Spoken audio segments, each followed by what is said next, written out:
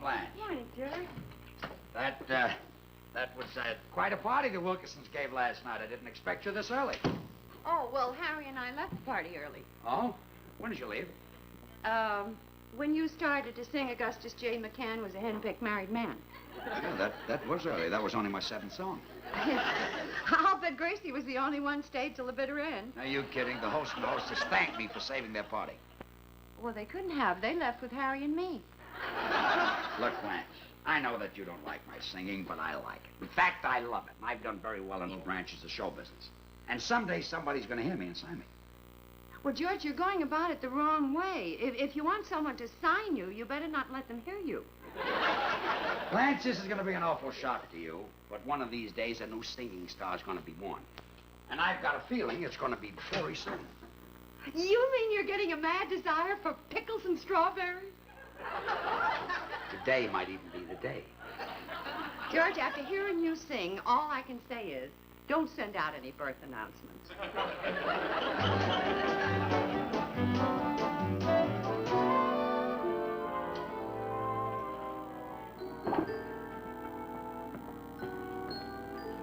Charlie, I know you hate this idea. I hate it too, but it's our only chance. The company's on the rocks.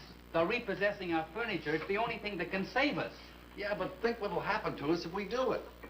We'll be the most despised men in the music business.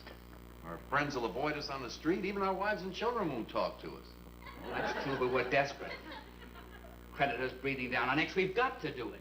I can't, Bill. It's a tough choice, but I'd rather be known as a failure than be known as the man that put George Burns' voice on a record. Try to be reasonable. Think of those 2 fine little boys you've got at home. Let him get a paper route. Charlie, listen to me. What a mess. If only we hadn't got the idea that we had another Elvis Presley when we signed that kid Cottonseed Harris. Yeah, we pressed 250,000 copies of his song Miserable Love, and so far we've only sold 12.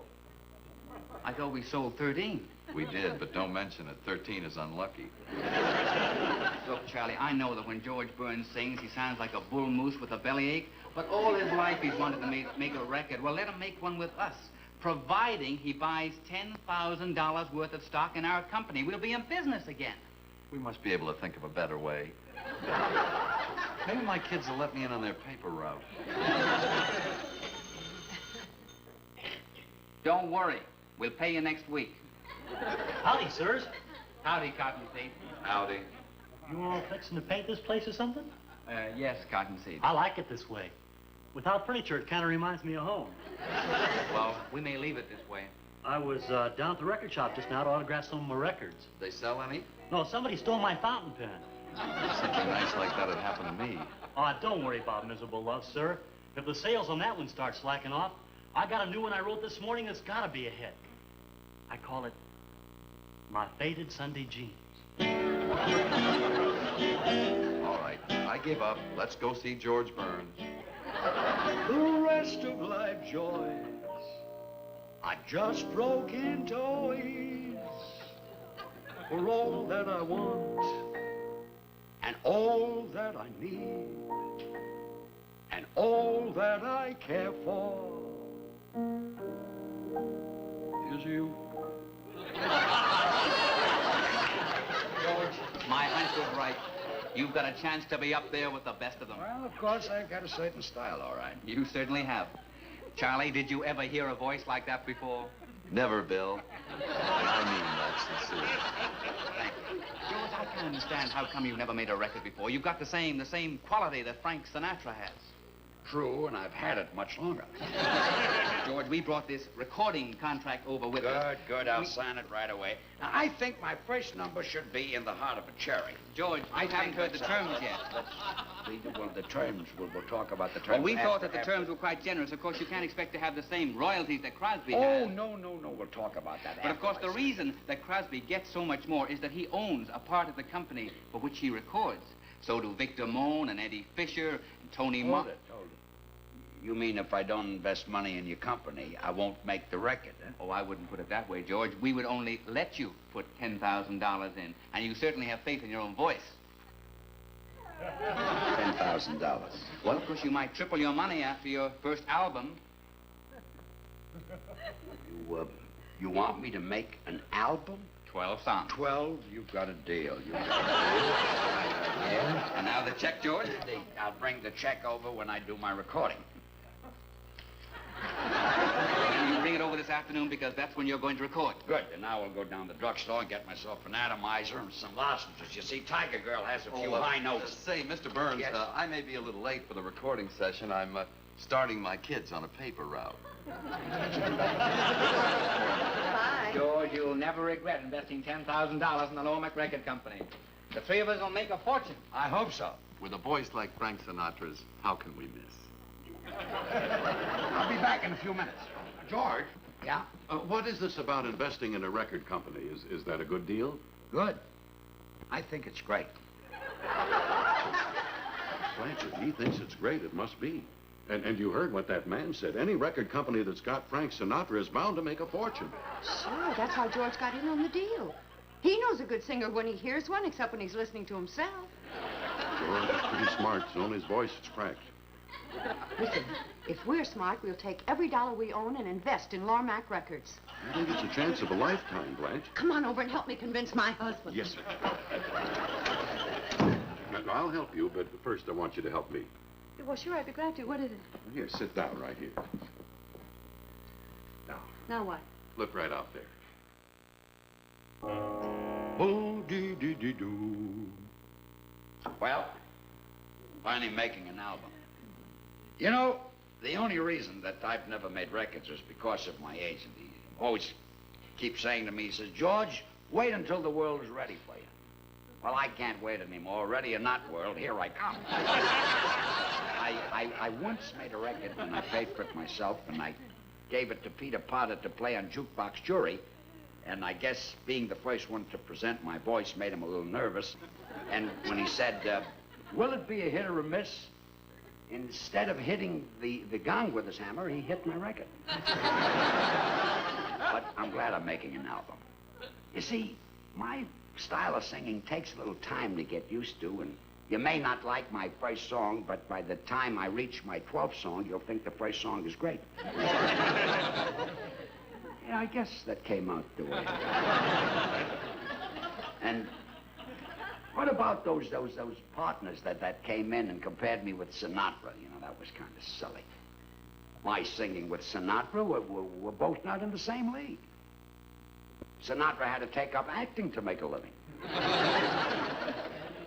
And you know, these recording stars, they get extra publicity because they give out stories on what they did before they were singers, like Perry Como was a barber, and Warner, was it Warner? No, it isn't Warner. It's, yes. No, it's Gordon. Gordon McRae was a caddy, and Tony Martin was a musician, and Ferlin Husky was a sailor. It came as a surprise to me because I always thought that Ferlin Husky was a breakfast food. I'm not going to publicize anything I did before I started singing, because I started singing when I was 7, and before that I practically did nothing. It's going to be hard for me to pick the numbers for my album, but one number I'm sure of. That's, I'm trying to leave so they won't fall down, so Daddy won't go away. Now, that's the song that made me famous. I introduced that song at the Gem Theater in Richmond, Virginia, and when I got to the chorus, Stonewall Jackson joined in with me. And he defended me. Some people in the audience didn't like me, and the general got up and pointed to the stage and said, touch not a hair of yon gray head. In fact, he liked that line so much that he used it again later on Barbara Fritchie. I have no idea what song she was singing. But I know my album will sell because there are millions of music lovers who have yet to hear my voice, and when they do, they'll want it where they can put their hands on it. I guess that came out the way it meant to. Bonzo. Now, are you and Blanche positive this Lomax record company has Frank Sinatra under contract? Positive. Harry, we heard one of the partners say, with Frank Sinatra, how can we miss? Harry, look, it's as simple as this. When a record company has a great singer, it's bound to make money. And we happen to know that this company has the greatest. No wonder George invested $10,000.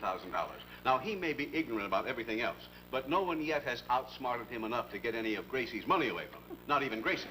Well, what are we waiting for? Let's get over there and tell George that he has to let us in on this good thing. By all means, Harry. You know, I have had $2,500 hidden away for years, waiting just such a golden opportunity as this. Wait a minute. We all know George. If this thing is so good, he won't let anyone else in on it. Blanche, let us not jump to the conclusion that George is a mean, selfish tightwad. Let's go over and give him a chance to prove it.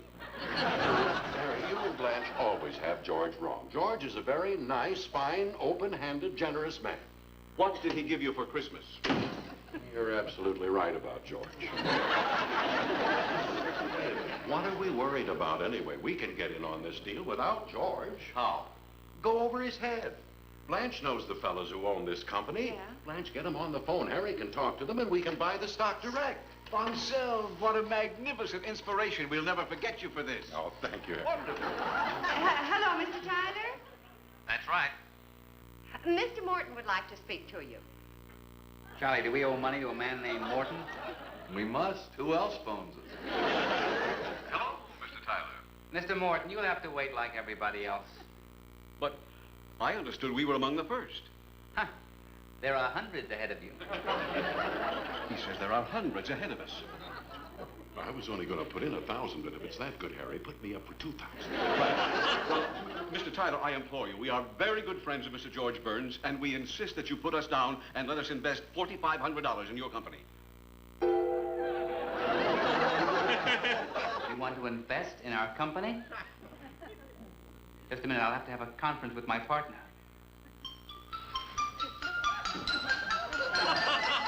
It's a deal. Thank you, sir. Thank you. We shall have our checks in the mail immediately. Yes, do that.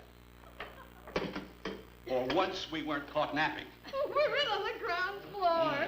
Just remember, you have me to thank for. Oh, I'll admit I've had a few bad ideas, but this one will make up for them all. Ronnie, I do not understand.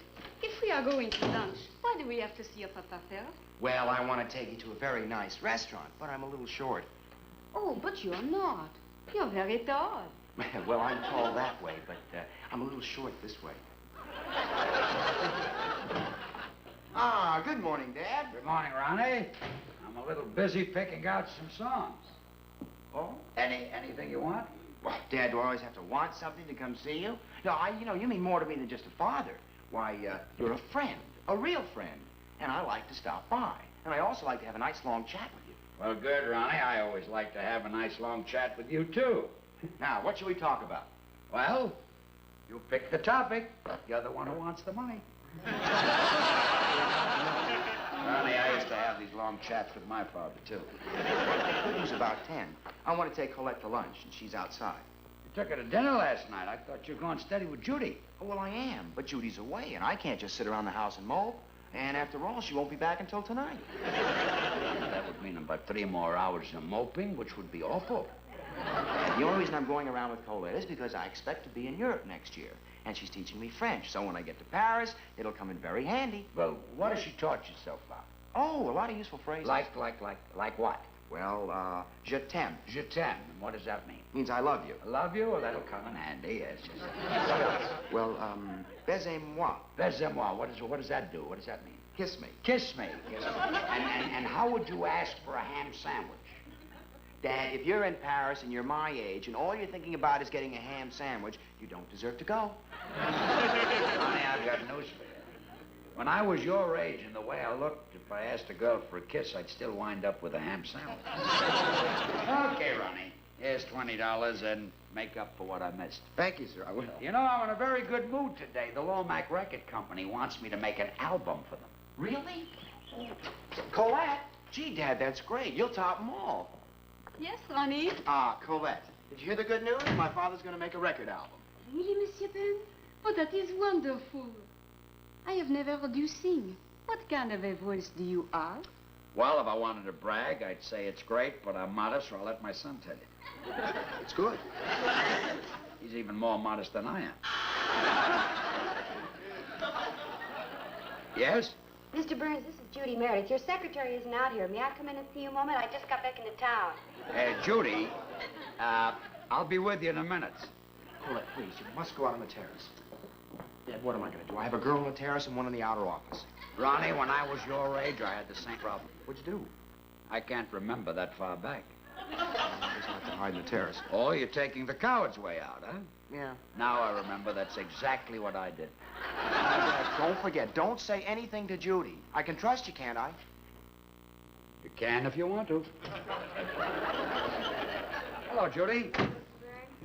Ronnie's got a blonde hiding on the terrace. What? It's true. Should have known. You can't trust men. Especially if the man is a comedian and he's trying to get a laugh. What? Welcome home, Judy. Hey, you left me sitting in there with this girl that came up for an audition. Oui, Monsieur Burns, if you are busy, I can come back and see another time. Au revoir. Goodbye, Miss Duval. Well, I better get to the recording studio. I don't want to be late. I'm recording an album today. Just a minute, Mr. Burns. Yes? There's one thing I'd like to know. Did Miss Duval really come up here to audition for you, or is she a girlfriend of Ronnie's? She came up to audition for me. Oh, Ronnie, can you ever forgive me? Of course. Larry? Hello, partner. Partner? Yeah, we'll find out about that suited up, George. You know, I'm practically financially independent. May even quit my job. No. I love it too well, George. After all, who else has the privilege of saying, and now, ladies and gentlemen, you're going to see Aunt... We have the money for you this afternoon, honest. Well, that does it. Now we'll never get the money from George Burns and his friends. There goes the last of our recording equipment, and he's on his way over to make an album. Oh, this is it. We're finished. We're broke. No, we're not. We'll record George Burns' voice without equipment. You can't. That's the idea. You mean he'll sing, and we'll sit in the empty control room and make believe we're recording, and there'll be nothing? If George Burns has to make a record, that's the best way. Can we get away with it? Is it honest?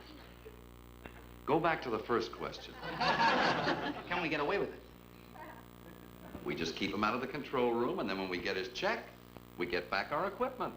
And then tomorrow we'll tell him there was something wrong with the microphone. We got to record the whole thing again, and then we can really record his voice.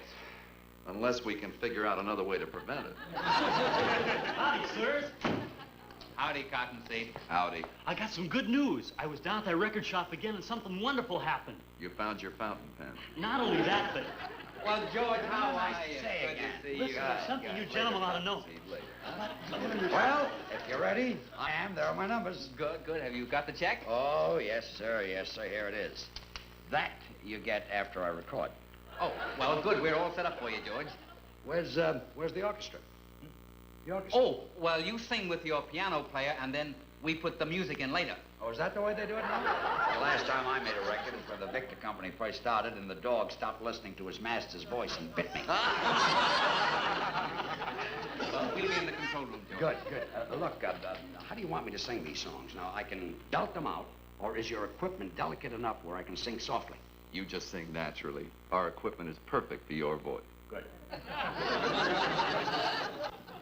Sid, don't play with your knuckles. I want this good.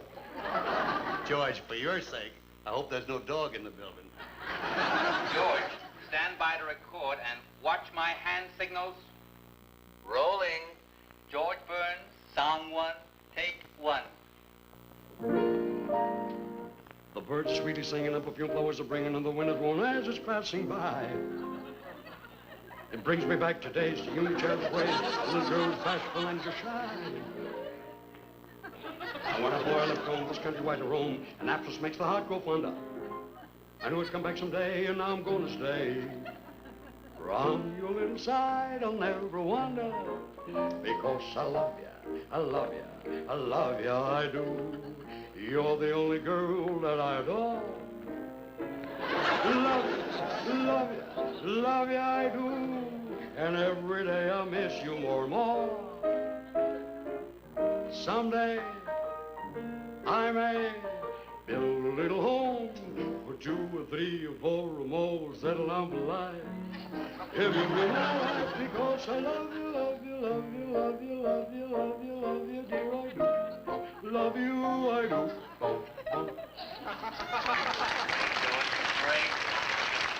Believe me, George, that's one record the stores won't be able to keep on the shelves. It's that good. Now, George, the check? The check? Yes, it's right here, and you'll get it right after I make the album. Sid, there were a few flat notes during that last number. There certainly were. George Burns, song 2, take 1. Red Rose right. Down in the garden where the red rose grows, my honey, ooh, my. Love you so. Love me like a flower. Don't you dare to holler. Lord, Well, I guess I better get home and start unpacking. Oh, where are we going to go tonight? Oh, I thought maybe we'd go to our favorite drive-in movie. What's playing there? Oh, I don't know, but we can look in the paper tomorrow and find out. Oh, hey, you look happy. Ronnie. We are in a very festive mood. We have just made an excellent investment in the Lormac Record Company. The firm your father is interested in. Really? Well, we thought we'd make a little money too, you know. Well, I certainly hope so. Well, how could they miss when they have one of America's greatest singers under contract? America's greatest singers? I always thought that... Why, a beautiful voice like that should sell millions of records. Well, of course, Ronnie, we'll all be rich. Yeah, but I always thought that you hated my father's singing. Well, we do, but what's that got to do with this? Oh, I thought you were talking about Dad. He's down at Lormac right now making an album. Your father singing for our company? Harry, we've got to do something. I'm doing it now. What? I'm working out the details for a 3-way suicide pact. We better get right down there. Maybe we can get our money back. Let us hope so. I've had some bad ideas in my time, and if this hadn't have been another one, we'd made a fortune. Roll 'em. George Burns, song 12, take 1. Finally, evening sun is sinking. I've been thinking of my little log cabin home. I was never meant for president, but you can bet I'll be content to stay there, never again to roam. The house is not good looking. You'll enjoy the cooking when you eat my mother's apple pie. There is no wonderful architect to say the word, and we'll expect you then to see my M-A-double-M-Y. You can have your summer dinner and your castle by the night. I wouldn't give $1 for a place that had a parlor where you had to wear your collar all the while. So I'm excited, I'm delighted, I feel fine. For I'm grabbing, trains heading for my cabin to make me Georgia mine, oh boy. To make me Georgia mine once more. To make me Georgia mine, oh please. To make me Georgia mine, oh boy. It's a recording. Bonzel, tell him. Yeah, go ahead. George, I've made a terrible mistake. See, when I heard that you were investing $10,000 in a record company, I was under the impression they had Sinatra signed, see? We invested $4,500, and then we find out they've got you. And now you'd like your money back. We'll settle for half. What's going on? I am Harry Hugh Morton. Did you receive our checks for $4,500? Not yet. Good. Don't try to cash them because I have stopped payment. We're not a bunch of fools, you know. I know she's not, and I know he's not, and I know I am because I thought of the whole thing. Come, Blanche. George, are you really investing $10,000 just so you can hear your voice on a record? That's right, Blanche, right now. There's your $10,000, gentlemen. It's my way of making it a better world. Howdy again, sir. Man, I tried to tell you before, but now I'm just busting with it.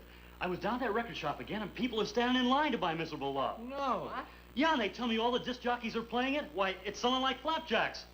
Charlie, we got a hit. We're back in business. Fellas, will you stop all this nonsense? I'm in the middle of a recording session. George, take your check back.